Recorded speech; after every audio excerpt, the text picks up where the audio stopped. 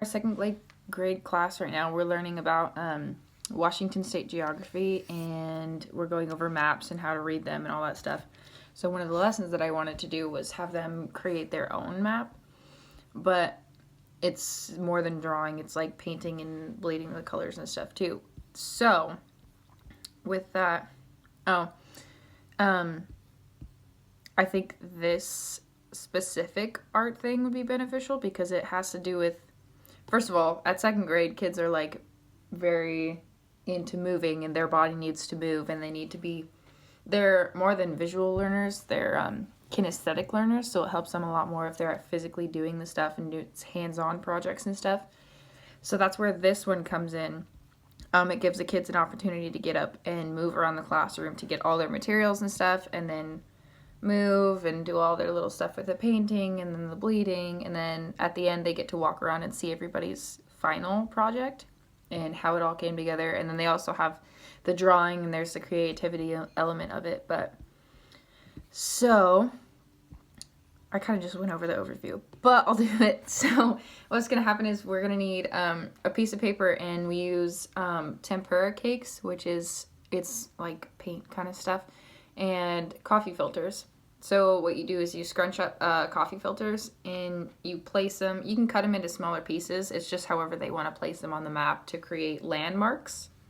And then when they place their coffee filters, they use blue and yellow tempera cakes to blend the colors together to get a green kind of thing. And then this will take 2 days, so that's what they do on the first day. And then the second day they'd come around and draw on their maps their little landmarks that they would want to have on there, and their roads or bridges going across, because they're also adding in the water in between the land with blue paint. Probably the first day that you do all that stuff.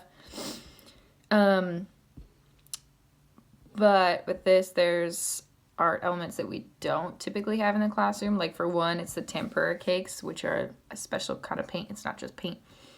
Those are going to be the most expensive of all of this. They only come in packs of 6, and they're $15 each. And I'd want 4 to 6 of those at least, so I could have a group of kids come back and do that at once, and then we can shift groups and stuff. So that would be about $60 to $90. That's gonna be the most expensive. And then the coffee filters, that's just gonna be $2 for a pack of 200, so that's not expensive at all. Brushes, if we don't already have brushes in the classroom or some I can use from another class, I can get a pack of 36 for $18. And then blue paint, again, if another class doesn't have blue paint or anything, I can get a 28 ounce bottle for $15 at a craft store.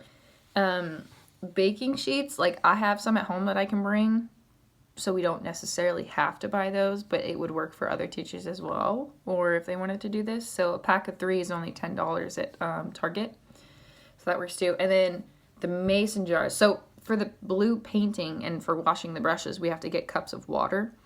I think the mason jars would be a good investment for that, because we can get a pack of 12 for $12. So they're $1 each, and we will never have to buy red solo cups for anything or any of the classes, and we could share that between teachers or departments or whatever, and those will last until they break. So I think that would be a good investment to do. The total cost of all of it would be over $100. It would be about $130 to $160 depending on, well, if we don't need the blue paint or the baking sheets or the brushes, then it's going to be way cheaper. It's really just the tempura cakes, which is going to cost you a lot of money. How does this lesson fit into the school district goals? Well, we want to follow the coherent curriculum that is aligned with the assessments and addresses the needs of our diverse population. So everyone, all the students are going to know what land is and what water is. The whole new thing would be introducing the maps and how you're supposed to read them and which things symbolize like different things on the maps. So it's not like the students are going to know. They're going to have the background information. So it goes across all diversities and stuff. And the biggest thing about this lesson is it works with all different kinds of learners. So kinesthetic, that's the obvious one, because we're physically making our own maps with our hands and stuff. And then there's the visual and auditory learners, which will learn, because I'll have my little demonstration before we release them to do their own things. I'll have my own demonstration up front. I'll have my example, probably possibly previous years if I'm doing this again, up there. And so we have the verbal explanations and we have the picture that they can look at for that as well. But yeah, that's my lesson, and that's the things that I would need for this lesson.